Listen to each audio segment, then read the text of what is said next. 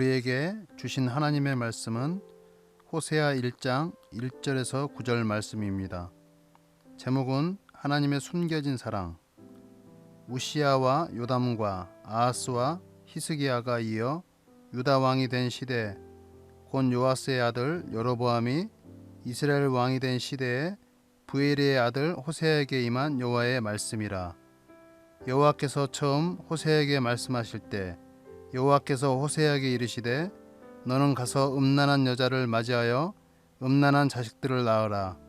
이 나라가 여호와를 떠나 크게 음란함이니라 하시니, 이에 그가 가서 디블라임의 딸 고멜을 맞이하였더니 고멜이 임신하여 아들을 낳으매 여호와께서 호세아에게 이르시되 그의 이름을 이스리엘이라 하라.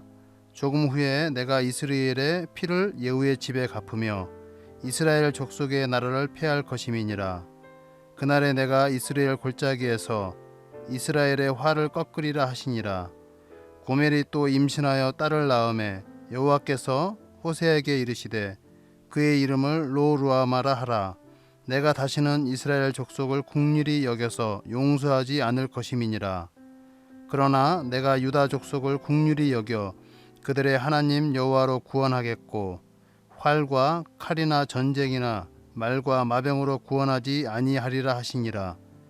고멜이 로루아마를 젖댄 후에 또 임신하여 아들을 낳으매 여호와께서 이르시되 그의 이름을 로암미라 하라. 너희는 내 백성이 아니요 나는 너희 하나님이 되지 아니할 것임이니라. 오늘 본문은 북이스라엘의 선지자 호세아에게 하나님께서 말씀하신 명령입니다. 우리가 세상을 살다 보면 의도하지 않게 어쩔 수 없이 할 수밖에 없는 일을 만날 때가 있습니다. 그 일의 어려움이나 난관들을 모르고 있었다면 그 일을 시작할 수도 있겠지만, 그 일의 어려움, 고난, 힘든 일이라는 것을 알고 있었다면 그 일을 시작한다는 것은 많은 생각을 가지게 될 것이고 좀 더 쉬운 길을 찾으려고 할 것이며, 쉬운 길을 찾지 못할 때는 그 길을 포기할 수밖에 없을 것입니다. 오늘 본문에서 선지자 호세아에게 하나님께서는 너무도 감당하기 어려운 사명을 맡기십니다. 그 첫 번째는 음란한 여자를 아내로 맞이하라는 것입니다. 호세아는 선지자의 신분으로서 음란한 여자를 아내로 맞이한다는 것은 선지자로 살아가면서 많은 걸림돌이 있을 것이고 어쩌면 선지자의 도리를 다하지 못할 수도 있을 것이라고 생각했을 것입니다. 그렇게 해서 맞이한 아내가 3절을 보시면 디블라임의 딸 고멜이라는 여인을 아내로 맞이하게 됩니다. 여기서 우리가 알아야 할 것은 우리의 모습입니다. 어떤 신학자는 이런 말을 합니다. 교회 안에는 두 종류의 인간이 있는데 죄인과 회개한 죄인이 있다. 하나님께서는 고멜과 같은 인간을 불쌍히 여기시고 신랑 되신 예수 그리스도를 이 땅에 보내주셨다는 겁니다.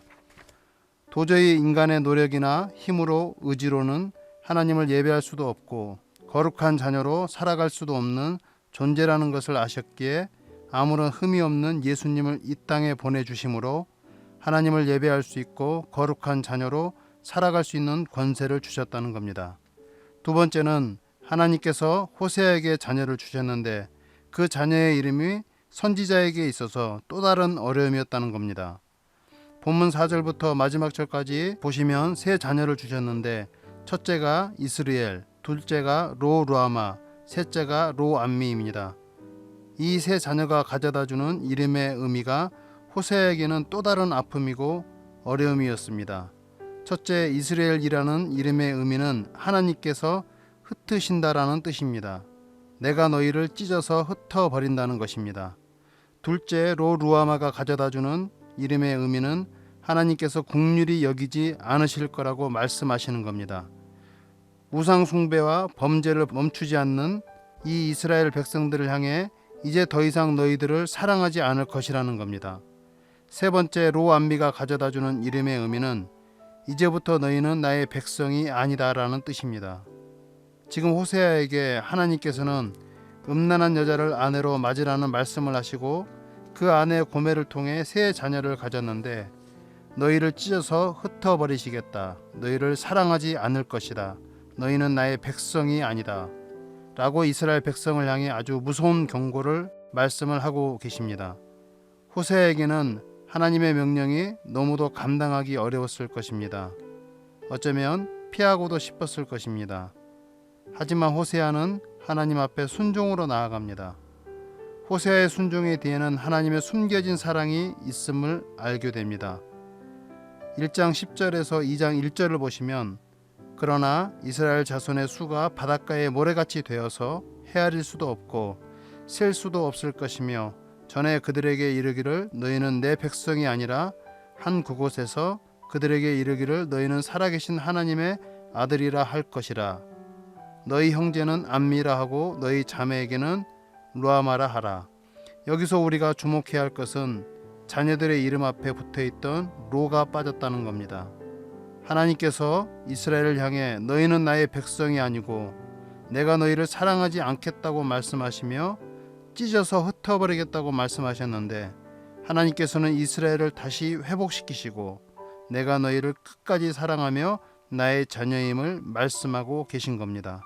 사랑하는 성도 여러분, 우리가 신앙인으로서 살다 보면 어려움을 만날 때도 있습니다. 그래서 우리는 그 어려움을 피하고 싶을 때도 있고 외면하고 싶을 때도 있습니다.